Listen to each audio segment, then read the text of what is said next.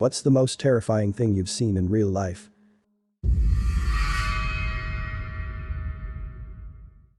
I was diagnosed as a paranoid schizophrenic at 14, although I first started showing early signs at 7. I hallucinate constantly, visually and audibly, and the actions of my visual hallucinations can cause me pain. I'd assume they can cause pleasant feelings from touch as well, but I've yet to experience that. The entire manifestation of my disease seems to be attempting to make me as miserable as possible and is almost like another entity in my head. That being said, most of my visual hallucinations are human-like figures, entirely black and lacking any real defining features. They don't resemble anyone I know as far as I can tell. They do, however, seem to enjoy making me as uncomfortable as possible by just leering endlessly. They're always there, usually just watching me. It feels like I'm being criticized constantly on every movement, every action. It's made me incredibly self-conscious over the years. Anyway, I was sitting in my room at the age of 15, it was late at night, my family had been asleep for hours. Suddenly I heard a loud thud behind me. I'd been hallucinating for a couple years at this point and didn't think anything of it, assuming it was another fake bump in the night. Then I felt a hand over my mouth and a swift, sharp, agonizing pain in ribs. Still to this day I consider it the most painful thing I've ever felt. The feeling of the hand left my face and my head collapsed onto my laptop. I grabbed my side, which felt warm and wet. I saw a shadow slip out my bedroom door as my vision became blurry and the room started to spin, and for a full 20 minutes, I could not move. I was in too much pain, my body was going into shock. I managed to peek down at my side and it appeared I was bleeding heavily. I could feel the blood running down my body and hear it dripping onto the carpet. My mind was racing with thoughts of my family being murdered. I heard my dogs barking wildly, unable to get to the intruder as we'd installed a door at the end of the hallway to the back of the house so the cats could have some peace from them. My heart pounded louder than I could deal with. I heard screaming of how much of a failure I was, how I was a complete idiot, that it was all my fault that my family had been killed. Tears rolled down my face, and finally I let out a scream of some sort. A few moments later my sister opened my door, turned on the light, and the nightmare vanished. The pain in my ribs dulled significantly but still burned. I lifted my head from my keyboard and the pool of blood below me was gone. I pulled my hands from my side and they were suddenly clean and dry. My sister looked at me with a worried expression, asking what was wrong, wondering why I was bawling and screaming at 2 a.m. I sobbed even harder and all I could offer as an explanation was, "I'm just insane." That was the night I realized I would have to deal with this for the rest of my life. That I would experience traumas and stresses that never existed for the rest of my life. That I would question the motive and intention of every single person, relative or stranger, for the rest of my life. But hey, at least in the end, most of my fears and worries end up being made up. When I was younger I kicked a ball over the fence of my dad's friend's house and naturally I stepped on the fence and poked my head over to see how far it had gone. I saw a man a decent distance away in the backyard, so I called out asking if he could pass my ball back over, but he wasn't responding, so I asked my sister if I was seeing it right. She looked and thought it was a scarecrow. I went to tell my dad and his friend and they looked at it and called out but still nothing. They jumped the fence to check it out and it turned out I was calling out to a man who had hung himself to pass my ball back over. Few cops etc. came. That's about all there is to the story. It wasn't really scary, just creepy. I was pretty young, but it didn't really get to me or anything. I do remember it pretty decently though. The hand grenade flying through the passenger side window of my Humvee was already on edge to begin with. That was definitely the most terrifying thing I've ever experienced. Second most terrifying thing was the aftermath of said grenade. Lost a hand, broke both legs, missing part of my foot. Guess what I didn't lose? Consciousness. After seeing my hand missing and my feet and legs pretty much mangled, I definitely struggled to stay with it. I remember how either my brain or body or something made me feel like dying was okay. It was kind of a dreamy, peaceful feeling that scared me. When I was 11 my dad committed suicide and I had absolutely no way of properly handling the situation. When I was told the news I didn't even react, I just sat there quietly because my brain couldn't comprehend the idea that the man who was my best friend decided to leave me behind. I made up all of these excuses in my head about what had really happened, the most realistic being that he had faked his own death and was just trying to get away from everything. Even his funeral didn't mean too much to me, as he was cremated, so it fell into my story of him still being alive. It took me about 3 to 4 years to really understand everything, meaning that it clicked in my head. I started to notice all of the weird details that I hadn't realized when I was younger. Things like the time that I came downstairs and he was just sobbing for no reason, or the looks of devastation he would have on his face from time to time, despite our family having fun at an amusement park. His suicide note topped it off, as I wasn't told that he had written one until around that time. He talked about how me and my sister were his world, and that he wished he could stay around and see us grow up, but the world was just too much for him. I learned that he was extremely bipolar, and that's why he would have those fits of rage followed by sadness that I had just deemed his personality. I ended up becoming extremely fearful that I would end up like he did, and am honestly still scared every time I get angry or sad. It wasn't something that was immediate, or something that you can see and quickly look away from. It was a realization that my best friend was so mentally ill that he could not stand to keep himself alive.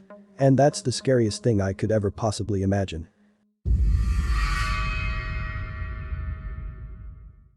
Waking up totally covered in blood. I was walking to class and got hit by a car. I'm not sure what was happened in the moments leading up to it, but I woke up in the middle of the road, cradling my head. I distinctly remember lifting my head and looking at my blood-covered arm, thinking I'll deal with that later, and putting my arm back under my head and going back to sleep. I turned out pretty okay, but I genuinely think the accident made me dumber. My grades slipped hard after the event. Catching a meathed-out young woman rummaging through tools in my dad's garage. The face she gave me when she realized a larger male had confronted her in a confined space was one of pure terror, and she was ready to claw my eyes out to survive what she most likely perceived as a threat. When she turned to run out of the garage, my police officer dad caught her by the arm and held her down until the police arrived. Watching her fight, beg, and plead that we won't rape her or kidnap her was pretty heartbreaking when we had the best intentions in mind of getting professionals to handle her drug-infused meltdown. The struggle was strong enough that we decided we should handcuff her to keep her from hurting herself or us. Come to find out later, she was on the run and being chased by police because she thought she was being chased and in danger of being kidnapped inside of a hotel. We were her worst nightmare in her mind, and it sure as hell looked like it. I had an extremely abusive stepfather when I was young. He was great until my two half-brothers, his children, were born. This man was quite a sick fellow, as he seemed to get off on beating me. He was extremely fit for his age, an ex-boxer, and I always had no chance at all. From age 8 to 15 pretty much I would get my ass kicked by him at least once a week. He even came up with elaborate methods to not leave marks, taken right out of the Guantanamo Bay handbook. For example, he'd force me down, then lay a baseball bat and stand on it on my shins, scooting it back and forth a little. He seemed aroused by hurting me, but never began to inappropriately touch me until I was in my teens. It seemed I had to be old enough to be physically attractive. I don't hate my mother because she was so unhappy with him that she was delusional over it all. She'd even convince herself that boys had beaten me even minutes later. It was terrible to see her mind just breaking from this guy. I would have called CPS, but he treated my brothers, his children, like gods, of course. I didn't want to sell out their future for my own was the logic in my head back then. It was very fucked up. At the time I believed CPS would collect all three of us, which I think is actually true. Now for what happened and what I saw. At age 15 I was finally off homeschool and into high school. I was also bigger and stronger, and this fellow was realizing he both couldn't get away with beating me and that I'd fight back every time and had gotten amazing at it. I was becoming unworth the trouble in most cases. I loved being at school even though I got picked on. Even the worst day at school as a freshman was heaven compared to when I was at home. One issue arose though. Summer break. I knew I was going to really get my ass handed to me on summer break. On top of that, at this age was when he began to see me as a sexual object, and I sure as hell didn't want to get raped. My room at this time is as bare as a hotel room and I had a typewriter for entertainment. This was around 2000, no computer for me. He'd removed my entire door from the frame because I didn't deserve one. I decided I needed to draw a line at summer break and have a rumble with him. So I reinstalled the door. Couldn't find knob and stuffed shoes beneath it to lock it. I took my own belt and folded it a few times and sat calmly at the edge of my bed around when he'd get home. He noticed the door immediately and began screaming like an animal at me, bashing into it and pressing it to get through. The shoes caught beneath it and stopped, but he began just trying to brute force shove his way through the ajar door. So I charged him and began going to town on his face with the metal end of the belt. This rightly pissed him off, so he broke through and began boxing me in earnest. I didn't really stand a chance and he had me down in about 10 seconds. He knocked the wind right out of me and went for the face after. We began to wrestle on the floor, but I was around his size now and he didn't seem to expect how well I'd do. At one point we both tried to get up and let go of each other. I grabbed for the belt and we wrestled again against my dresser. Then I got it around his neck and he put his hand up and got it trapped against his neck. I began to drag him across the floor like that while choking him, but I could only keep doing it while he was also being dragged. I did it into the hall and down near the bathroom, but he got out of it there and went to town on me again. I remember almost nothing about our fight at that point. I don't know how much longer it lasted or what injuries came from where. I woke up and it was completely pitch black. I felt the worst I'd ever felt. I thought maybe he'd bashed my eyes and blinded me, and I began to feel around. Gradually I realized I was in the bathtub and covered in shards from the sliding glass window. It was extremely difficult to stand, something seemed wrong with one of my ears and hearing through it, and it also affected my balance. I turned on the light and realized my eyes were okay, but my face and chest were absolutely drenched in blood. I had a broken nose, chipped teeth, and fat hanging from my lip. I had no clue where my stepdad was. I very carefully opened the door and listened and watched the hall. To get out I'd need to pass every single room in the hall, as the bathroom was at the end. I was in shock and terrified. My long sleeve was actually heavy with blood and I had to keep feeling along the wall to walk even a bit cause I kept keeling over. He wasn't in any of the rooms, so I darted from the hall, through the living room, for the front door. This took me past the kitchen, where it turned out he was waiting. At last the long story becomes about what I saw. I saw him stripped down to his boxers, sitting on the kitchen counter, drinking tequila from the bottle. His clothes were on the floor in an open Nestle garbage bag. He had ripped the phone from the wall in the kitchen and smashed it apart on the floor. He had a saw from the garage plugged in there as if he tested it once, and he had the most terrified look on his face I'd ever seen, even before he noticed it. It almost doubled when he saw me. To this day I am positive he thought he had killed me in that bathroom. He was planning to chop my body up and hide it. There is absolutely zero doubt in my mind what he would have done if I had not woken up at that time. He was ready to go within a few seconds, maybe a minute at most. What if I hadn't even made it to the door in that time? He called for me to wait, but I bolted out of the door. He didn't chase me at all in the street, and no one was even around to notice me bleeding despite being in the middle of a suburb. It was around 1 p.m. too. I went to a payphone at an p.m. and an employee came out concerned and asking if he should call the cops. I refused and said I was fine, called a teen help hotline. Long story short, I got help down to a youth shelter in the downtown area of where I lived. I gladly chose to live as a bum for the entire summer break and even into the next school year. They even got me some medical care for free. In America of all places. I could make a massive post about all the wonderful things people did for me in that shelter, but I've rambled on enough. This was the happiest time of my life at that point. Reflecting now on my feelings back then, I realize just how massively fucked up that detail is. But it was true.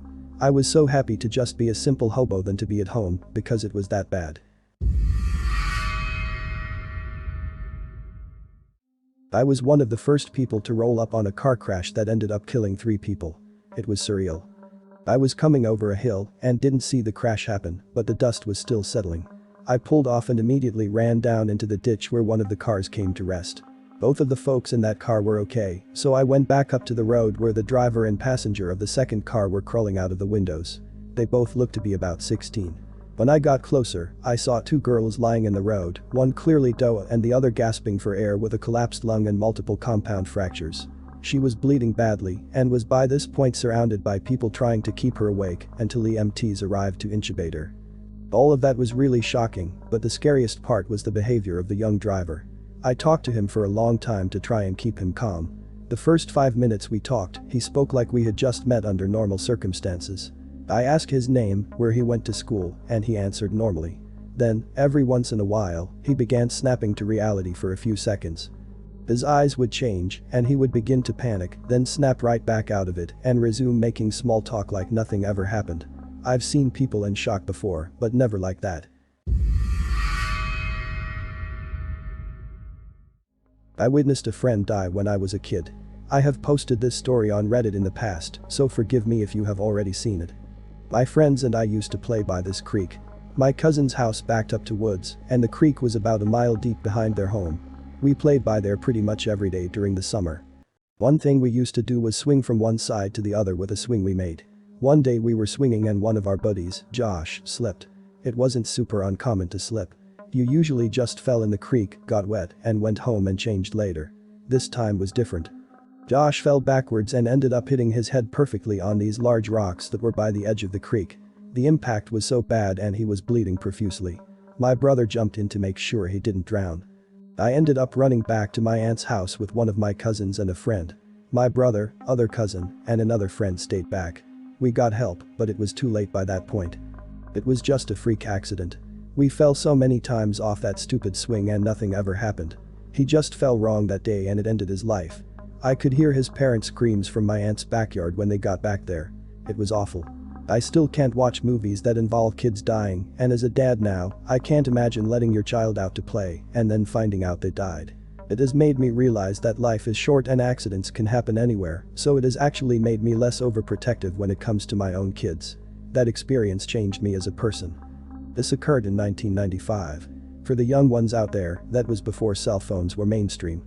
I was 11 and we were all in between the ages of 11 and 13, so we probably wouldn't have cell phones even if they were big. Having a phone wouldn't have saved my friend, but I figured I should explain why we had to run a mile to get any help. My mother giving my brother CPR on the beach after he broke his neck and almost drowned. He was in the water for about 4 minutes. Then watching the helicopter take him away not knowing if he was dead or alive. He defied the odds and went on to live another 36 productive years as a quadriplegic. I was with him when he died a few years ago. Damn, we had some good times. He was body surfing at Rehoboth Beach in 1980. There was a major storm hurricane some miles offshore, which can cause waves to carry one further and break on the shore. He was basically pounded into the sand head first. He went on to graduate high school, college, and some law school. Eventually went into social work advocacy. Was able to work till about 40. Lived till 52.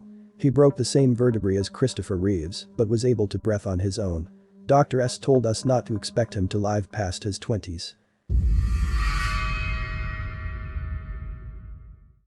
I saw a 5-year-old girl fall about 30 feet from a chairlift while skiing. When she landed I was about 15 feet away.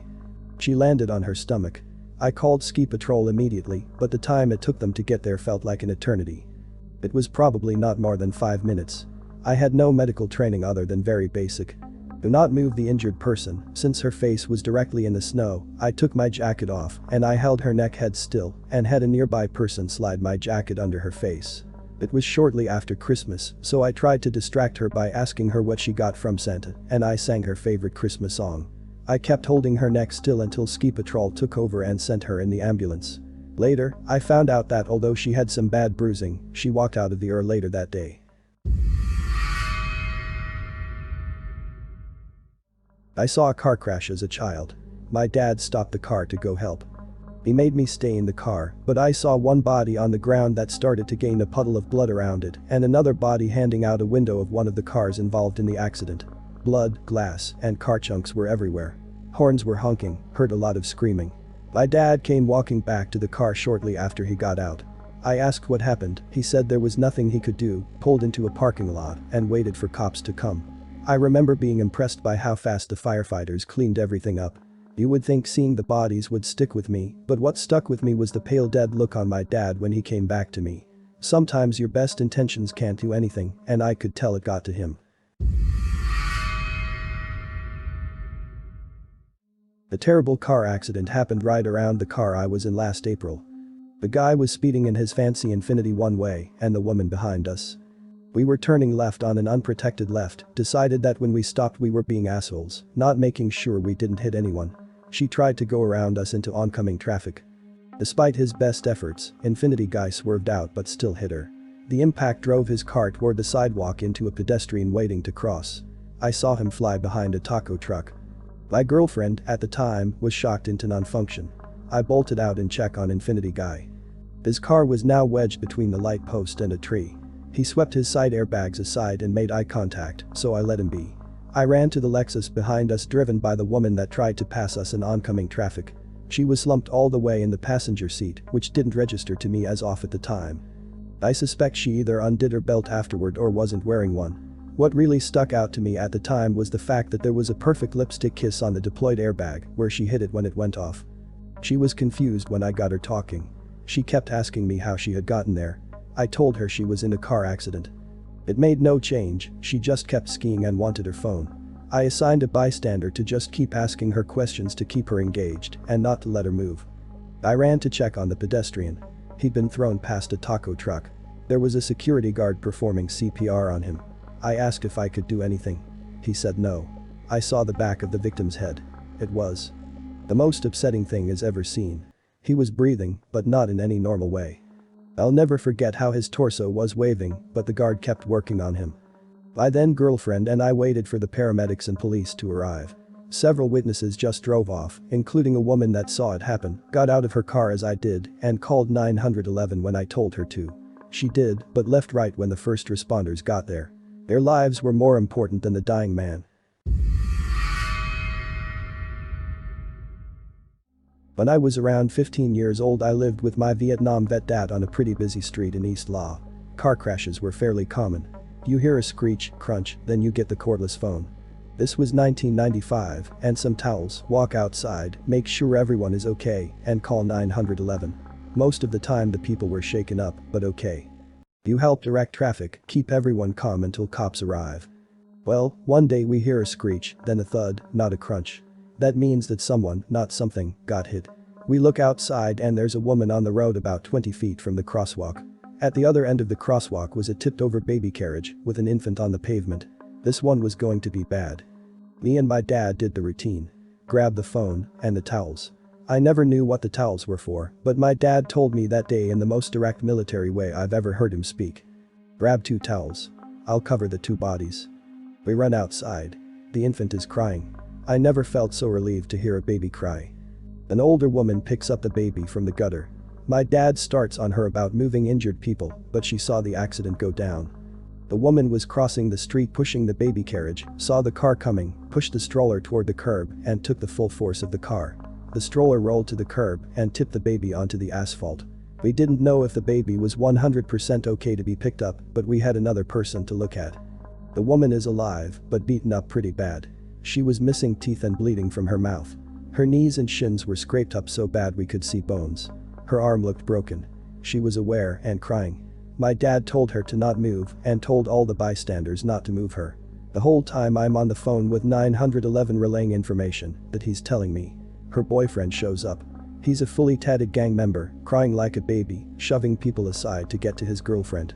My dad stops him, but instead of saying, "You can't," he said. Hold her left hand.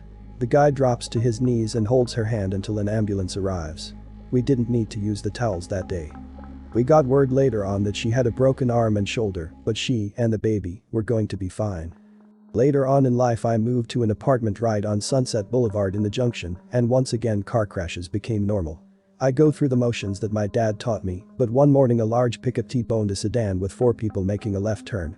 I had to use my towels that day. Thanks for watching. If you like the video, please drop a like, and to stay up to date with my latest videos, make sure to subscribe to this YouTube channel by clicking the button under this video.